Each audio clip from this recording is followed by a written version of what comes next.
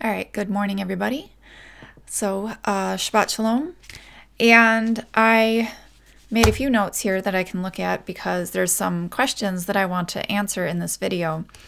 But basically, I want to discuss how we should be interacting with other people with this whole idea of the law of attraction. And, what does it actually mean to forgive somebody and things like that. I've discussed how to forgive people in the past.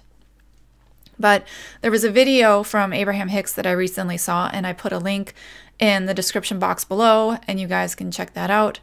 And it just gets into it further, but I do want to just sort of discuss that here. And sorry, hold on a second. All right. Okay. Let's see here. So I have a couple of articles on the screen, and you can check those out too. They're linked to in the description box below. And let me know if you guys can hear me all right in the chat room. Hope it looks like we're getting more people in now. Okay. So basically, I've talked about my idea that we are sort of just playing these avatars in this world. And we can think of that in a positive way, but then some people, they go so far as to say that the other people that they interact with are just not real. And that's where the whole NPC meme came from. And there's another thing with the Matrix and Mr. Smith popping up in people and all that stuff. And it sort of dehumanizes the people around us. And there's positive and negative in that whole idea that there's certain people out there who are programmed to interact with others in a different way, and we were just like them. And we're waking up, but other people are still not so much on that part yet. So thank you, Julia. So I don't want people to think about other people as just a non-player, an NPC, non-playing character. I want us to understand that other people are just like us. They are interacting with us in this world, but just like in the Matrix, they were outside and they were all there. They were all plugged into the same machine. And so this article, Why the Caged Bird Sings, is linked to below, and so I don't want to read the whole thing or anything like that. But in 1999, 3 movies came out that had to deal with this whole idea that we are jacked into a system of some sort. 2 of them, they were games. The Matrix, it was sort of a battery system that other people were feeding off of and everything, and it's Gnostic, believing in the demiurge, etc., that there's like some sort of evil creator and he's just using people, and you have to fight the system, and that's not the way that this world is, in my opinion. Now, some may view it that way, and to them, maybe it is. They have to fight the system, whatever. That's the way they view the world. I find it very interesting, and that 1999, 3 different movies came out with the exact same idea about our world, that it was a simulation of some sort. And one, you can come across of it as it was a very positive thing. Somebody, how I would view it, somebody in heaven created this game of life, and the characters jack in, and that's where you get the avatars, that we're just spirits in heaven playing a game on earth, and it's fun. It was for fun, for entertainment. It was not, an evil, reason to create it. Existenz gets into it a little bit more with the, there's an evil creator, and if you're in this system, then you're gonna lose touch with reality. And yeah, okay, so we're in this system. If we're spirits in heaven playing this game on earth, yeah, we've lost touch with reality because we don't really understand that we're spirits in heaven. But the, early believers, you've got the whole we're currently seated in heavenly places and all that sort of idea. And we are spiritual in Christ. We are already, this body of Christ is a spiritual thing. Christ is the anointing of people. And we are that anointed group of people. And we have understanding from on high. And the believers, they talked about how we are, created anew in Christ. And in Colossians, I believe, it talks about the new creation in Christ. And the new creation in Christ is, this realm where we have descended from heaven because we are doing the will of God. And the will of God is our higher selves letting us know what we're supposed to be doing each day. And that is, that's what this is all about. So I could say that the early followers got this, that they believed it, that they understood it. And I think they did. And they just had different terminology. It wasn't until we came up with this, these movies that we're really being able to sort of discuss it with each other. And I found it really funny because according to the law of attraction, the world will attract what movie that they're interested in. Are you interested in The Matrix? Are you interested in Existence? Or are you interested in the 13th Floor? Reality, our world, we were given an option in 1999 for 3 different movies, and one of them could go blockbuster. Which one was it? It was The Matrix, because the majority of the world is living on a vibration that believes that they are slaves and that they need to wake up and get out of this world and leave it. And that's why we've got people who kill themselves, because they just can't stand this world. They think it's just torture. It's hell on earth in their minds, and it is. It's hell on earth for them because that's what they believe it is. But that's why they would gravitate in general. That's why The Matrix was more popular than the 13th Floor, let's say. But I love the 13th Floor more than the rest of them. Existence was good, and I just really couldn't get into The Matrix too much. It's interesting in the way that we can interact with each other and talk about it, and it does show the architect of the demiurge idea, but it's useful for discussing with people, but that was never, what I was attracted to, really. And I do think our vibration, it attracts whichever one we are more interested in. And I found it very interesting in 1999 that people were really pushing forth this idea in different movies. But the reason why I originally brought up this article in my mind in the shower when I was coming up with this idea was basically because we are co-creating the world together.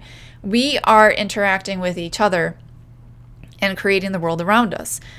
But it's co-creation. It's not just one person and done. It's not just you're in this world and nobody else is. We are playing off of each other. And in the movie Existence, the people go to play a game. So they meet up and there's, I'm trying to remember, maybe 10 people on the stage. And they're each given this play gear. I think it's like a headset. And they jack into the game. And then the rest of the movie is in the game. And so they are in the game. And then the game is basically going depending on what they are thinking and interacting with the characters and all of that. It gets into the game and within a game and all that stuff, which is interesting also. But of course, the same thing goes for the 13th Floor too.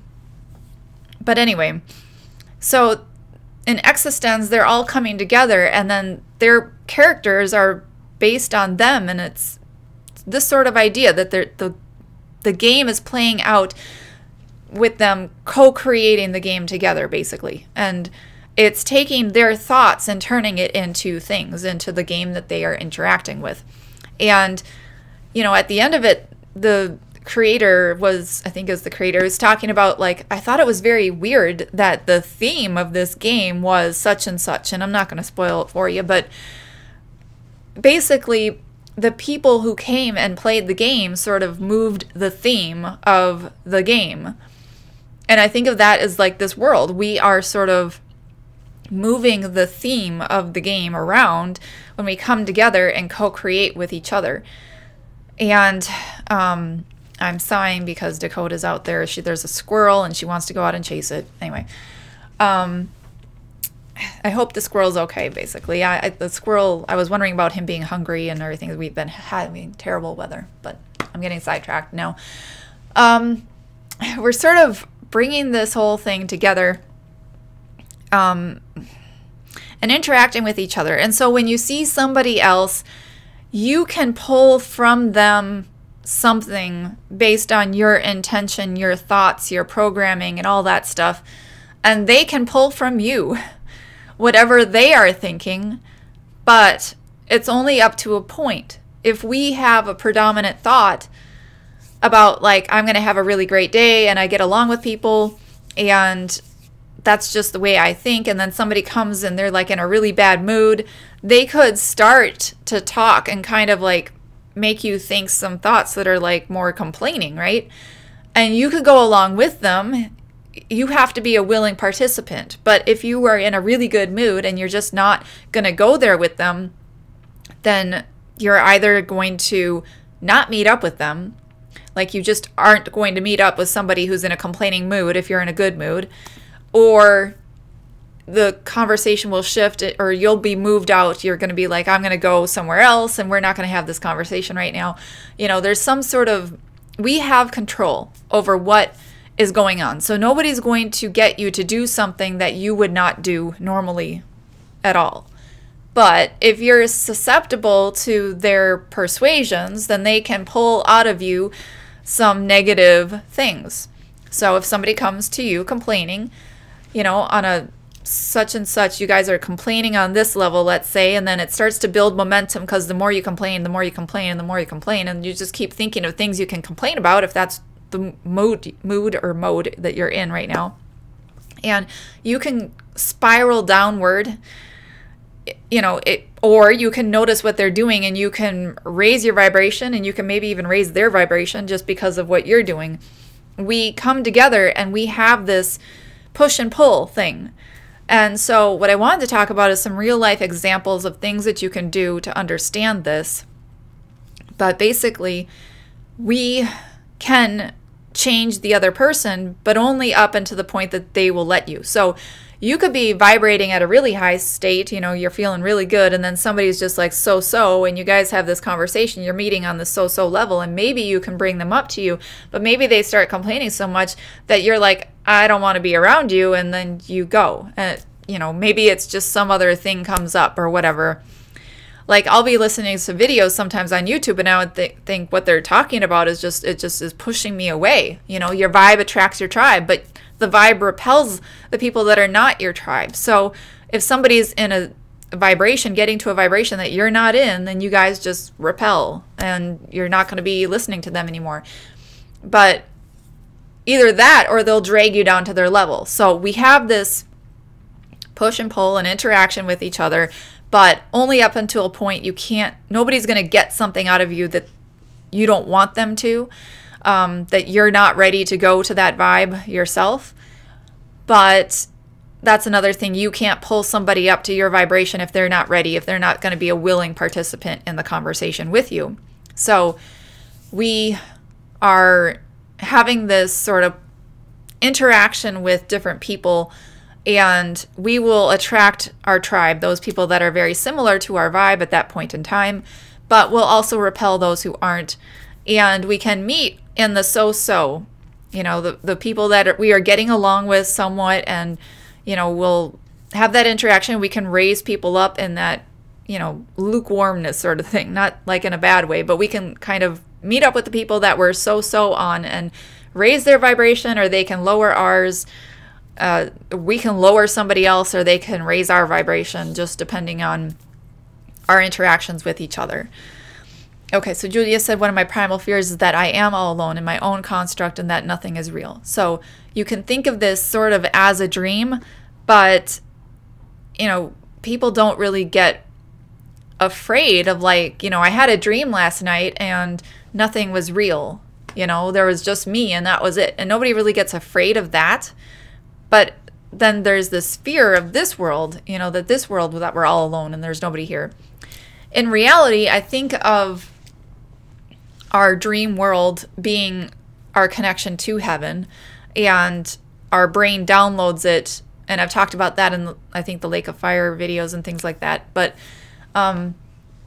when we dream, I think we're picking up on that astral plane. So I don't think we're really alone there either. I think we're just more able to construct things together, even co-creating stuff. I really do think that there is a co-creation. There was a really cool music song, I was going to say music video, I don't think they had a video for it, but the Moody Blues called Gemini Dream. And I was very interested in lucid dreaming when I was younger, and I thought the idea of the Gemini dream was really cool, that you could have a dream with somebody else and be able to talk to them. And I do believe that it's possible for two people to lucid dream together and have conversations in their dreams, and then they wake up and have the same conversation. I think a friend of mine said that she did that with somebody. And that was something when I was in college, I was very interested in the idea of being able to pull somebody into my dream. I'm not into, taking it like that anymore. Kind of, that was more of a take charge, I'm going to change somebody else's vibration or whatever. I'm not trying to change other people at this point like that. But I do think that there's a way to interact with other people in that same sense. So, which I kind of want to talk about too.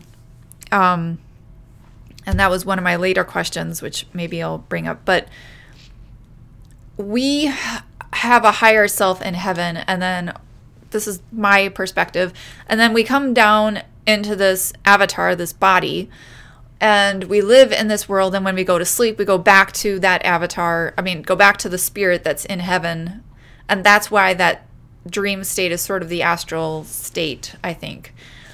Just without the brain and without the body and without our negative thoughts, our negative thought patterns that are sort of keeping us stale, keeping us in bondage to ourself, our own negative thought patterns and all that. So I think of our body as having our resistance, and our spirit doesn't have any resistance.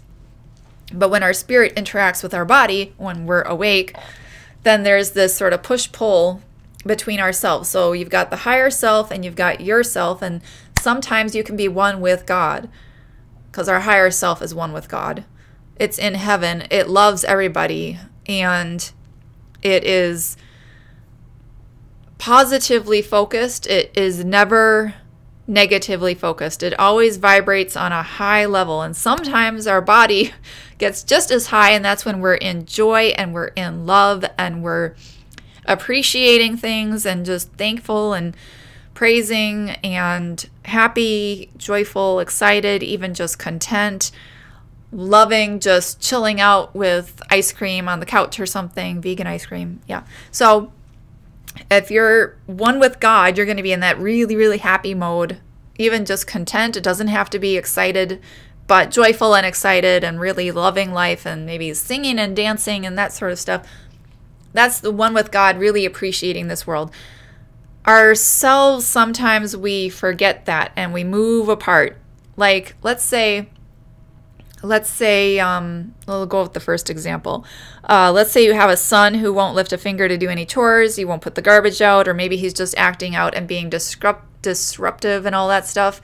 And so you've got a son who's just not doing stuff around his part or whatever. And you look at your son and you think to yourself, so your higher self is up here. This is your body. Sometimes you're one with God, really happy, and then your son does this really stupid thing and you're like, why did you do that? Why couldn't you take out the trash? Why couldn't you do this? Why couldn't you do that? As soon as you say, why didn't you do this? You judged him as doing something wrong. And all of a sudden you're over here, your body's over here, and you're judging and you're thinking bad thoughts like, what is wrong with him? Why is he doing this? Your higher self is over here, never leaves, never is negative, never, is blaming. They totally understand everything because they know all. Higher selves are one with God. They're all knowing. But you're over here and you're like, man, why didn't he do that? Or why did he go and do this stupid thing at school or whatever? When you're judging them as negative, now the negative feelings that you're having, like you don't like being angry. Maybe you're fuming, your heart's racing, you're feeling exhausted because you don't even know what to do with it. You're worried, you're upset, whatever. It's those negative feelings is the vibrational discord between you and your higher self over here. It's the discord because you're not matching up. You're not one with God anymore. So we need to, when we forgive, we're gone back. So forgiving is about getting back to being one with God, your higher self, whatever, right? So forgiveness isn't about saying like, you know, I forgive you to somebody else. Forgiveness is about yourself becoming one with your higher self who wasn't upset in the first place. So your higher self doesn't care about what your son did. They only think lovely thoughts about your son. So your higher self never judges anybody like, oh, they're so stupid for doing this or that, you know, or they, you know, should have done this better. Whatever. Your higher self understands. It's all knowing and it understands completely why your son did what he did. You're over here upset, you know, until you can forgive. Forgiveness is getting back. So there's a link to the Abraham Hicks video on forgiveness that sort of explains that more detail. And I think you'll enjoy it if you're listening to Abraham Hicks. If you're not, then I hope I explained it pretty well for you. Okay, so that's the whole idea of forgiveness. It's becoming one with your higher self again, because your higher self never judged them as doing something wrong in the first place. So we are seeing, let's say in this situation, our son did something wrong, did something stupid, whatever. We're judging it. But the thing is, we would not see this thing as stupid, as negative, if we were one with our higher selves. So the very fact that we're seeing it as negative and not understanding things in a more calm and cool and collected state of mind is because we're not one with our higher selves right now. And we're in a vibration that is attracting this out of the sun. So we have these thoughts, either like maybe he's never done it before, but maybe you've been worried that he's going to do something stupid. Like sometimes I worry that something bad is going to happen to the dog, and then I attract something negative happening to the dog because I was worried about it. Our fears can manifest in other people. Yeah, we're not supposed to be judging murderers or anything. Our Father, it says vengeance is his and not ours to take, because they already are dealing with it themselves. So I don't judge the murderers or, you know, the people who are having abortion and all that stuff, anything. I have a whole video on, you know, the way that people were interacting about pedophiles and things like that. We're not supposed to be judging them or wishing anything negative on them. And so you can see my video about that if you just search up pedophile on my YouTube channel. And I think that should bring it up. But I forget the exact title of it. But it had something to do with not wishing negative stuff on people. So we're not supposed to be judging other people. That's God's job, you know.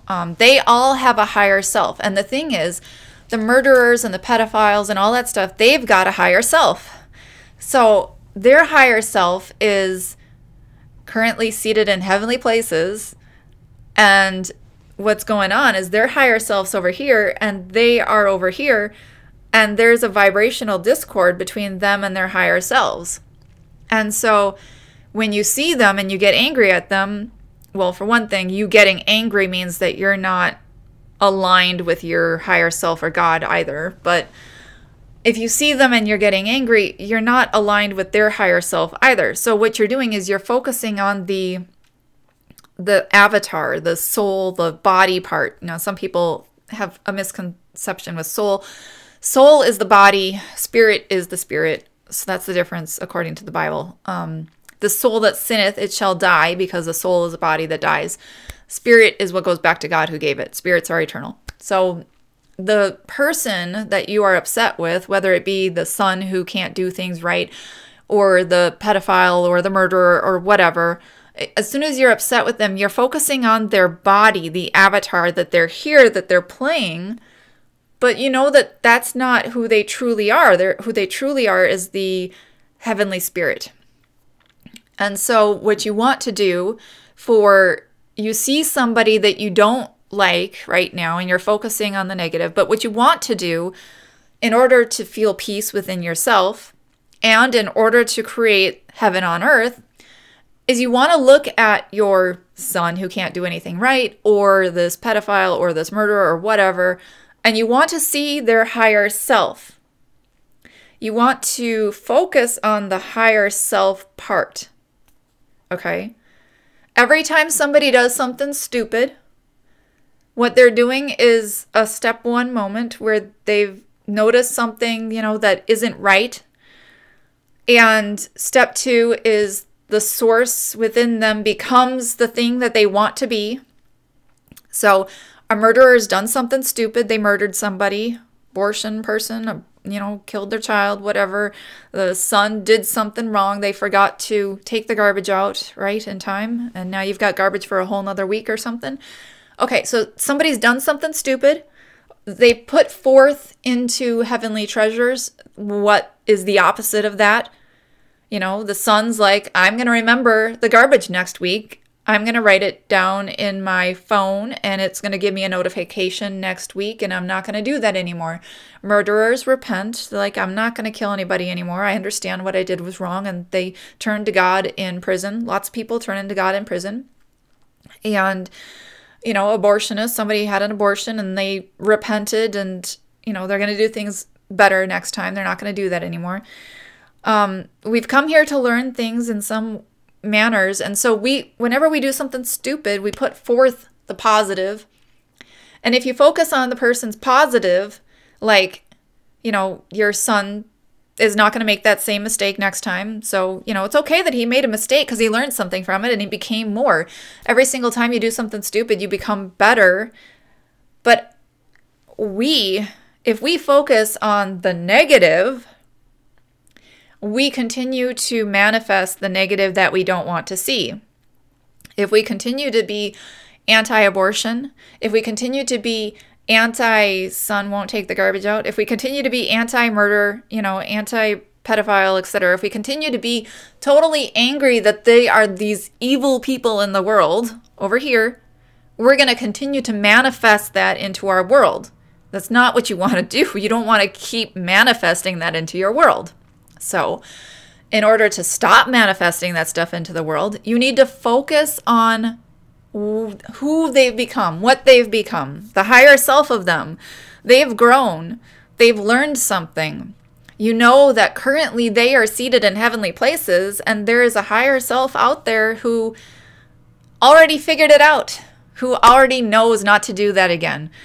And if we can continue to focus on the positive, the higher self of these people that is learning and becoming something greater and better in the future, the more that we can see them the way that God sees them, and that's how God sees them. God's never judging the negative because he knows that people are putting forth a positive from it, and they're learning and they're moving forward, ever expanding into, more knowledge and more love and appreciation and all that stuff.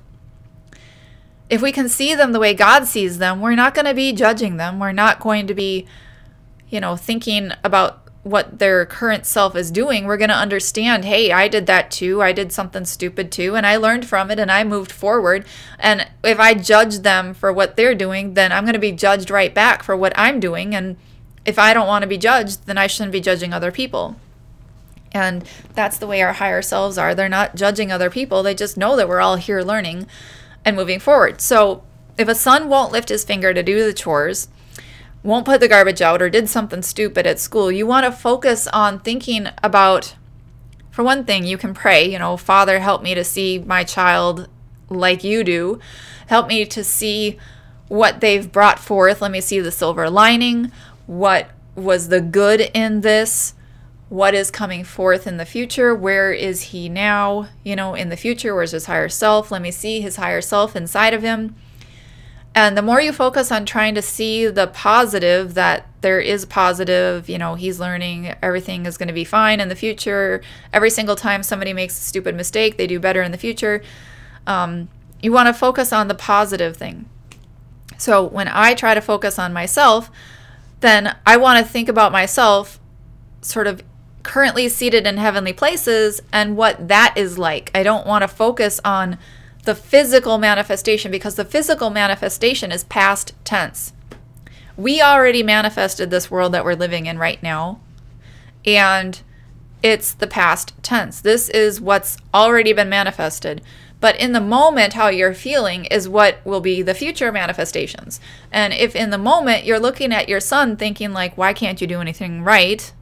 Then that's what you're going to continue to manifest in your world. If you continue to look at the world and say, but there's so many murderers and pedophiles and blah, blah, blah, blah, blah, then that's what you keep manifesting into the world. But if you say the world is waking up, people are realizing that this is wrong. People are having more compassion. People are doing better towards each other. That's what you're going to be manifesting in the future. But the future, the manifestation of the future world is how you feel right now in the spirit. Your present right now, the way you're thinking right now, is what's going to attract and manifest your future. So the current world is past tense.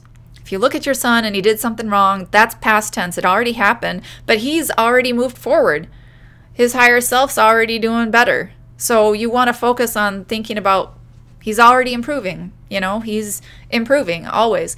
And so as long as you can shift your focus to not be upset that something negative happened, instead shift your focus to, okay, so they did something stupid, a moment of whatever, and now they're doing something good because, our stupid, our mistakes, whatever, it's positive because we've put forth the opposite. Every time somebody murders, we have a world where people want murder less and less and less. So that's a good thing that we have a world, when you look around at the world and see all the destruction that's happening, and then you think, wow, because if there was less destruction, people wouldn't want a world with less destruction as much as they do right now. And right now, people want a really, really positive world. And that's why I think that the millennium period is coming, that we are coming to the place where we can actually accept this positive future that is waiting for us, to just accept it because it's already there. It's already manifested. People are already living in peace and loving each other and one with God and whole. They're already that way. We're just resisting it by our negative thought patterns about the people. So we don't want to think negative thought patterns about people because that just keeps pulling that negative stuff out of them. We don't want to keep pulling the negative stuff out of them. So like a son who won't do his chores, you think like, I have a messy son, he's not cleaning things up. But if you can think about your son and think, well, no, he wants to take care of himself. He wants to have things in a more positive light, and think like right now I feel like I have, a messy son, and think, no, that means in the future I've set forth the intention that I'm not going to have a messy son, that I'm going to have a family that takes care of themselves and cleans up after themselves. And if you can release the resistance to you having a family who takes care of themselves and, cleans up after themselves, then you'll see it manifested in your world. But until you can continue to vibrate on that, I have a clean family, you're going to get a messy family. As long as you keep vibrating at the I have a messy family, I have a messy family, you're putting forth this intention into the world, and that's what you're going to keep creating. So we want to put forth the intention that, no, as soon as I said I don't like this, I put forth the thing I do like. I like a world in which people are not murdering each other. I like a world in which people clean up after each other. I like a world in which people are taking care of one another, have compassion on each other, even the animals.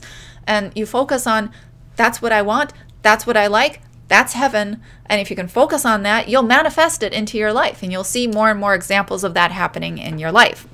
Okay, so let's go to the mother is very critical of you and you're concerned. So you don't like it when your mother's critical of you. Now, another thing to do is check out the Greg Braden 7 Essene mirrors, because sometimes we are using these people as mirrors, and they're using us as mirrors too to reflect themselves. And we wouldn't attract somebody who's critical of ourselves if we were not being that critical. If we were not judging ourselves, we would not have a bunch of people who are judging ourselves. So we would be attracting people who don't judge us if we weren't judging other people. So we are you want to look at people as a mirror. And good morning to everybody who's come in to discuss and listen and all that stuff. We should think about other people as a mirror of ourselves, but we're also mirroring them. So sometimes they come in with a bad attitude, and then all of a sudden they pull a bad attitude out of us, and we mirror that back at them. We wouldn't be with each other if we weren't on the same vibration of each other, similar vibrations. There might be a little leeway back and forth where I said we can lift people up and they can drag us down, but for the most part, we're going to only meet up with people who we're on the same vibration about something. So just like a messy son is going to have a mother who thinks her son is messy, in the same way, we will feel we have a critical mother if our mother finds things to be critical about all the time. And if we aren't meeting up on that vibration, then we're not going to be meeting up in person, or even on the phone for too long. It's not going to happen. Similar vibrations are going to be there. So we're going to repel people if they're not in the same vibration as we are about this certain subject that we're thinking about or talking about or whatever at that time. So a mother can be very critical of you if you're very critical of yourself. Oftentimes when we're growing up, other people are, they're thinking about us in one way, and they're not thinking about us as our higher selves thinks about us. So a lot of people, when they're not one with God, they're over here doing their own thing, then they're not going to see us the same way God sees us or how we see us if we're in this place, but they can drag us down and we can start to try to please them instead of pleasing God. So that's why we go down. We're like, if somebody comes in complaining, you might start complaining with them to please them because you want to feel like you have something to talk about. And then you guys just both go down away from where God is over here appreciating everything. And so you want to sort of ignore their perspective. You don't want to care about what they think. You want to care about what you, your higher self, and God think. So you just want to focus on what God thinks about things and not care about what other people think about things. But oftentimes we do care about what other people think about these things, like when we're growing up, and then we start to be a people pleaser. And then we start to be very judgmental about ourselves. Well, I don't think my father would like this about me, or I don't think my mother would like that about me. And as soon as you start to say, I'm going to make this happen because I don't think my mother would like that about me instead, you start to be this people pleaser for your mother, and then you start thinking, well, I don't think my mother would like this. And then guess what? You can pull this vibration out of your mother that doesn't like that. That talks about not liking that. But maybe your mother wouldn't have even cared about it if it wasn't in your vibration that your mother might not like it. Your fear attracts your mother being judgmental about this or that or whatever. So as soon as we can stop caring about what other people think, start focusing on getting one with ourselves, our higher selves, and loving ourselves and not judging ourselves, then we're not going to meet up with other people that are judging us and this negatively. Whenever somebody does judge you negatively, then you have to ask yourself, am I judging myself? One of the things about the 7 Essene mirrors, it's like what you judge is what you're seeing in the world. So there's the first one here, Greg Rain Feeling is the Prayer. That's not the video. If you scroll down here, it says the 7 Essene mirrors. So you can check out this article about the 7 Essene mirrors and check out the video if you haven't. Like, life-changing video. So it's really great just to be able to see that everybody is really mirroring yourself. And there's a reason for it. And I've talked about it because of the lake of fire. It's purifying us. If we look in a mirror, which the world is mirroring us to ourselves, then we can see what we're judging in ourselves or other people. But, you know, when you look in the mirror, like there's a mirror behind this, if I saw myself in the mirror, I wouldn't like try to change the person in the mirror. You know, if I didn't like something, if there was dirt on my face, I wouldn't try to smudge the dirt off my nose in the mirror. You'd want to do it on yourself. So that's the way we see the world. The world, the people, when you see somebody and you're like, there's something wrong with you, you know, and you're judging them, it's a reflection of yourself. So you can't like try to fix the other person. Like you don't want to go into the mirror and try to fix the other person. If you fix yourself, their reflecting back is going to change, and you're not going to once you're clean inside, the whole world is going to be clean around you. The people that you meet are going to be clean.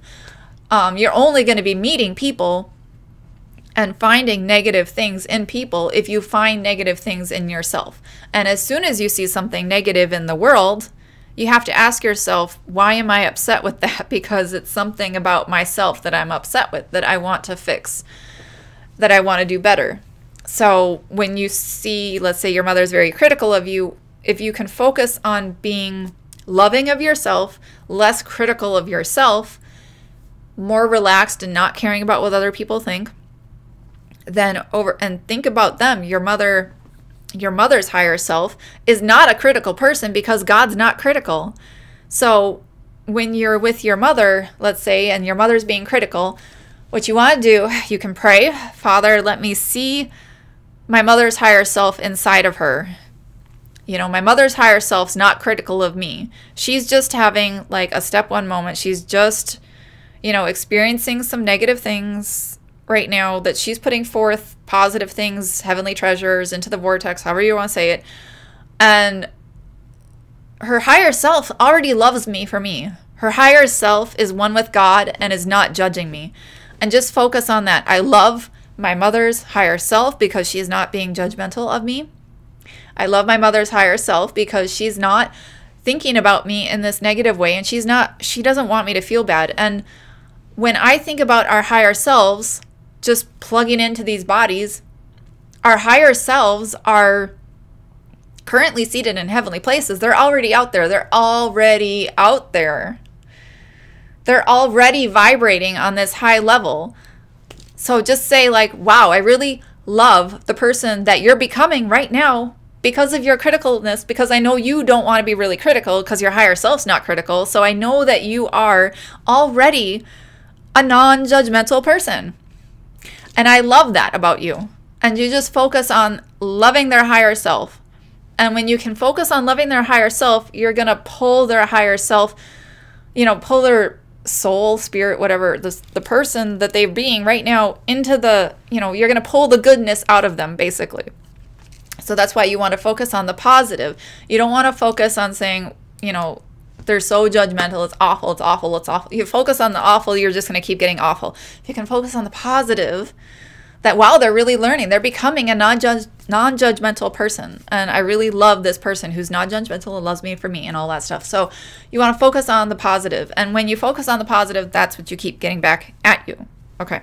So let's say your child won't speak to you and you're missing your child.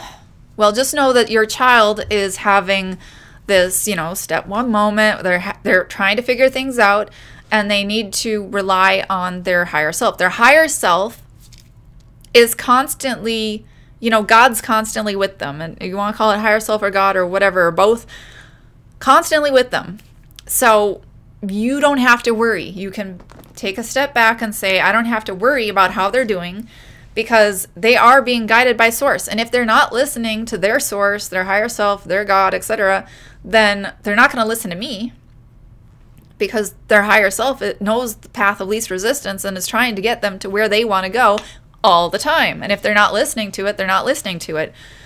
And if they're not listening to it, they won't listen to me. So you can take a step back and say, I don't have to deal with that. It's okay. They're being guided. And nothing is beyond God to take care of somebody, and it's going to be okay. Again, I believe everybody gets saved eventually, and there's really nothing to worry about, etc. So it doesn't matter. So they're going to be just fine. So, but maybe you maybe you miss them. So what do you do if you miss a child who's not talking to you anymore? It's not so much that you're worried about them, but you are missing them. Here's what you do. The child's higher self is currently seated in heavenly places, just like you are. Your child's higher self is right there with your higher self in heaven together right now. And guess what? The kingdom of heaven is inside of you. Your higher self and the child's higher self are together inside of you right now, because the kingdom of heaven is inside of you. They're currently seated in heavenly places. And if you can start to realize that it's not like they're far off we live in a world with quantum entanglement. And quantum entanglement, however you want to say it, what the science says, the Big Bang exploded, and every single thing that exploded off of it is quantumly entangled. If you do something to this one is changed over here.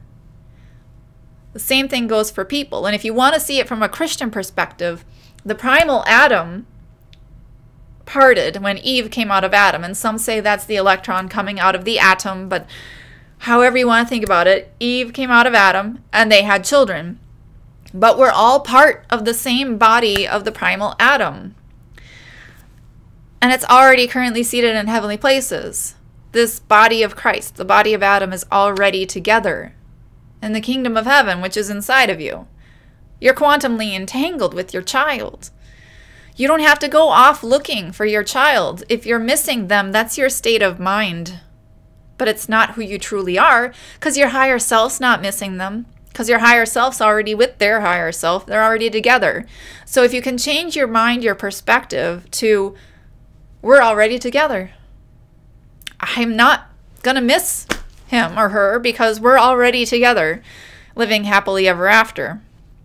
And once you can feel that feeling of being already together, and you stop missing them, because you'll see, as long as you can focus on this, we're already together. We're quantumly entangled. We're already together. Currently seated in heavenly places inside the kingdom of heaven, which is inside of me. We're already together. If you can focus on that, you'll see the manifestation of the world change. Because it's releasing the resistance. The thinking that I miss my child is pushing them apart so that you will miss your child. If you stop missing your child, then the world is going to change and you won't have to think that your child is gone. Hi, Commander Lee. All right, backwards, interesting. I was just thinking about backwards talking the other day too. Very interesting. Okay, so that's for if you're missing a child. Now, with the can't find a lover, where is my soulmate? If you think that you do have a soulmate, now some don't believe in soulmates, but if you do, if you think that there's a lover out there for you, and there is a lover out there for everybody, because we are quantumly entangled together, and we all come back to each other again and again and again. The thing is, we're already together inside of us in the kingdom of heaven. Everybody is. So if you think about your lover, your soulmate, whatever, and their higher self, well, their higher self is already with your higher self, currently seated in heavenly places inside of you. It's the same thing. If you can feel like, stop thinking, I don't have a lover, my lover is gone, and start thinking, my lover is always with me because we're always together, currently seated in heavenly places inside of me. If you can start thinking that, you can manifest a world in which that is true, because you release the resistance. I do believe in reincarnation, but I know this, it could be a weird perspective. I mean, you could get into all different kinds of things with that. Let me make these two more points, and then we can go for questions that are sort of off topic if you want. So the next thing is animals in factory farms. So the animals in factory farms are, let's see, they're having a step one moment. They are upset that their children are being taken away. They're upset that they're being raped. They're upset that they're being mistreated, that they're having their tails cut off, etc. But as you focus, if you're focusing on their upsetness, you are continuing the vibration that they are being mistreated, and they will be mistreated more and more and more. So we need to not see them as they are being mistreated, but start to see their higher selves, who are currently seated in heavenly places also, as having already been taken care of. That we've created a world in which people take care of animals, and they aren't going to be attacked, they're not going to be attacked by humans who are trying to steal their children and their milk and whatever else, their beef, etc., their skin, their flesh, all that stuff. We've created a world in which that isn't going to happen. But by our continued focus on the negative, we continue that negative stuff. But what I've learned is that positive thinking actually takes us all the way if we can release the resistance to the negative stuff, which is why I do the meditation. And I work on meditation videos and things like that. But I meditate every night because that's very important to releasing the resistance so that we can bring forth the heaven on earth here now. Thank you, Janet, for explaining that Ruth is your mom, because I didn't know who Ruth was. Yeah, okay. So let's see here. So the animals in factory farms, what we want to do is focus on the positive, that there are sanctuary farms that take care of animals, and people are becoming more compassionate. Veganism is on the rise, etc. We're learning on how to make these fake meats and all that stuff. And whether or not you like the fake meats, that's fine. But the fact is, it's going to cause a lot less deaths of animals if that's on the rise. And so, you know, deaths and harm of animals, etc., they have done their part. The animals have cried out. They've done their part. Their spirit was, you know, praying for them, and the prayer has been answered. But we need to stop focusing on the ailment and start focusing on the higher selves, what they've brought forth, the future that is already here. We just have to stop resisting it. So what we want to do is focus on everybody becoming more compassionate. And the same thing goes for this abortion thing. The more people are anti-abortion, let's abolish abortion. Let's abolish abortion. I just mentioned this in the last video, this anti-abortion group that wants to abolish it, not just legalize, you know, in some ways and others. They want to abolish it. This focus on getting rid of it, the fight against abortion, has caused abortion to be worse. Late-term abortion, right? The more you have a war against poverty, war against drug, war against terrorism, the more it happens. Because the more you focus on what you don't want, the more you create of what you don't want. So, in order to get this abortion thing done with, you want to focus on people becoming more compassionate. The more, you know, the vegans out there, the people that want to rally against vegans, what they're doing is creating a world in which kids, children, they take care of animals. They see animals as life. And if a child sees animals as life and they grow up, they're going to know the importance of life inside of a body. They're going to see life. Children are growing up to see life.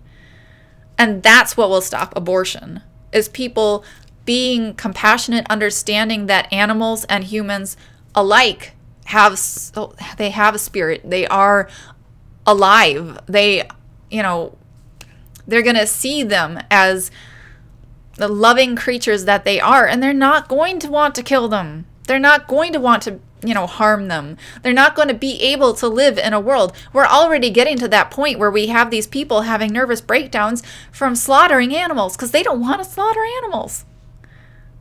But they're being paid to slaughter animals. But they don't want to.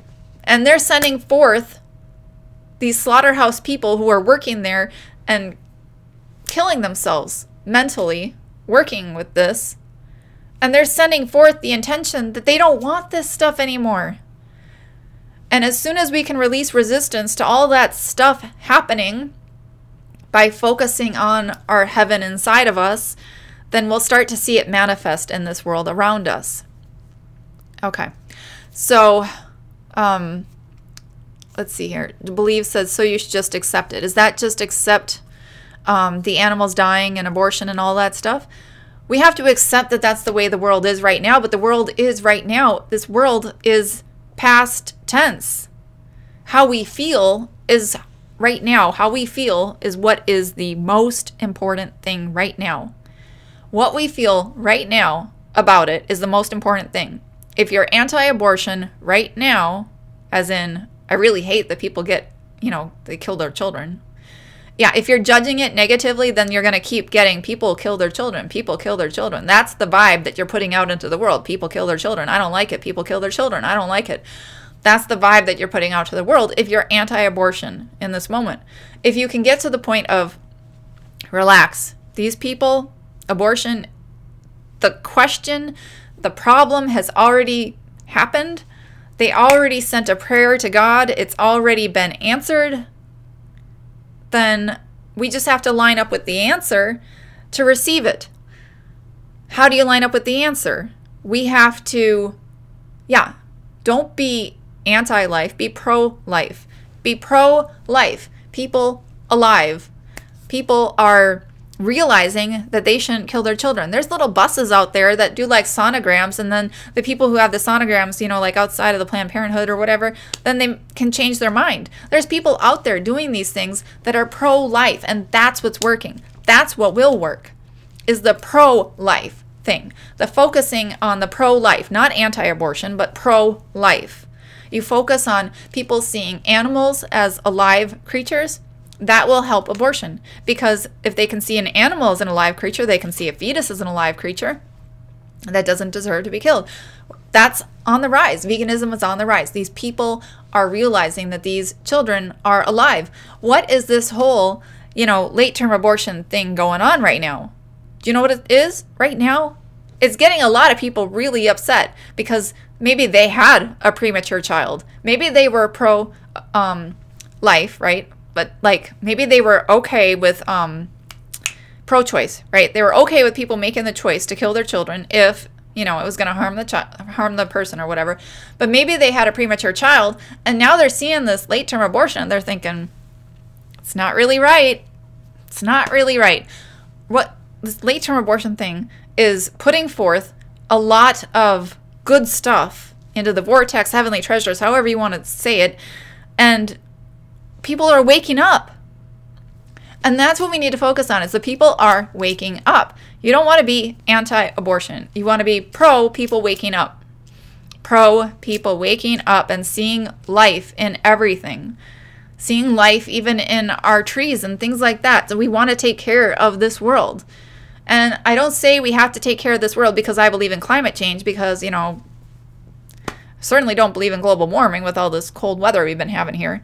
We want to focus on the positive just because we want to have a world where people take care of the world, where we have a beautiful world, where people treat it with respect. Because if people will treat the world with respect, they'll treat humans with respect. If people can treat, a tree with respect, then maybe they'll start to have respect for their child, that they get pregnant and they see that it is a child, that some environmentalists might be pro-choice, but then they have it themselves, and then maybe they'll change, maybe they'll see something. We've got to focus on the people waking up. We can't be focused on, gosh, they're so stupid, those sheep. The truther movement has done so much damage in calling people sheep stupid. The NPC meme thing is just wrong. You focus on people as being, programmed. What do you get more of? If you're focusing on people being programmed slaves to the, government, you get more programmed slaves to the government. If you can focus on people waking up, you get more people waking up. So in order to get everything that we want out of this world, heaven on earth, we have to focus on seeing that stuff, the positives that we want. We have to focus on the positive part. And our higher selves and their higher selves are already one with God. No murderer is ever, pro-murder. Like, they don't see that. They have these things that are these negative thought patterns that are spiritually blinding them to things. But their higher self is who you have to love. You don't have to love that they're murderers. You just have to love their higher self who learned that it's not good to murder. So when you see somebody who you don't like or you're upset with them, you just realize, for one thing, if you're upset with them, you're not one with your higher self, because your higher self's not judging them at all. And like I said, you can see the Abraham Hicks video about forgiving for more information on that. But if you're seeing somebody that you're upset with, you have to see, what is it in them that I'm upset with myself at, because I'm the one who has to clean myself, and then they'll mirror back a good reflection to me. We shouldn't be calling anybody names. And whenever I use labels, I just try to use labels to specifically point out what people can have an idea, sort of have a conversation. But we really shouldn't be using labels on things, because nobody really fits a box of labels so well perfectly, in the end, we really are all one with each other and our higher selves and currently seated in heavenly places inside of us. And we shouldn't really be focusing on these negative things that some people do, because we're doing the same thing too. You know, we have, you know, you can poke somebody else like, why are you doing that? You know, but then you've got like, what, you point a finger out at somebody and you got 3 right back at yourself, you know? Like, don't be poking at other people saying like, why are you doing that, when, you know, you're the cause in some way. You know, we are the ones who are reflecting back to ourselves through other people, and we're kind of pulling that from them. So if you guys want to ask any questions or comments or thoughts or anything in the chat room, I'm going to look at this. Let me know if I missed something, but I wanted to talk about this. How does negative attachment in others affect our positive focus, as in other people's direct resistance to what we are trying to manifest? If you have 100% faith, the faith of Christ, in what you are trying to manifest, you will manifest it no matter what other people think. However, if you have 90% faith in what you are trying to manifest, then they can kind of drag you down with that 10% disbelief. The 10% disbelief is the resistance you're holding. And in order to release resistance, I suggest meditation, because that's what's worked for me. And I have a video on, there's an article on my website too, but it's mostly just the videos. But it's the, what was it called? It's a guide to meditation. I forget what it's called, like the Dummies Guide or something. Meditation for Dummies, I think. And so there's a video and article on my website about that. But basically, just relaxing, lying down, and forgiving others. That's a main thing. You don't want to be angry with anybody else. The more anger you hold towards anybody, the more you aren't one with your higher self. And the more discordant feeling you'll feel, because of the vibrational discordant, the vibrational dissonance between you and your higher self. Whenever you feel negative emotion, it's that vibrational dissonance between you and your higher self, who's currently seated in heavenly places and one with God. So that's why Jesus wanted us to be one with God. He prayed for it. We can be one with God. And when we are, we're going to see everybody and love them as God sees them and loves them. We're going to see their higher self inside of them. And that's what will bring forth the good in them. And as we see them as God sees them, well, that means that we're one with God. And if we're one with God, we're going to see a very clear and heavenly perspective, a world around us. And so, yeah, if you guys don't have any questions or comments or thoughts or anything, then I'll probably end the chat. But I hope you enjoyed it. And I'm sure that would be helpful for some people to see things in different ways, because when I'm praying for people, that's what I try to do, is focus on the heavenly self. I saw that Google Plus was going to be deleted. What is the outcome, Believe? Let me know what your thoughts are on the outcome of it being deleted. I really didn't think it would affect me. I have a Google Plus account. I don't have any Google groups or anything. And I don't think it's going to affect YouTube, because that was a different thing. You don't understand? I don't think that there's any outcome. Like, I don't think anything bad is going to happen because of it, because it's just the Google Plus. You know, like, you're not going to be able to share videos on Google Plus anymore and stuff like that. So I don't think that I don't think it's going to affect YouTube at all. Yeah. Thank you, Bill Conradi Jr. Okay.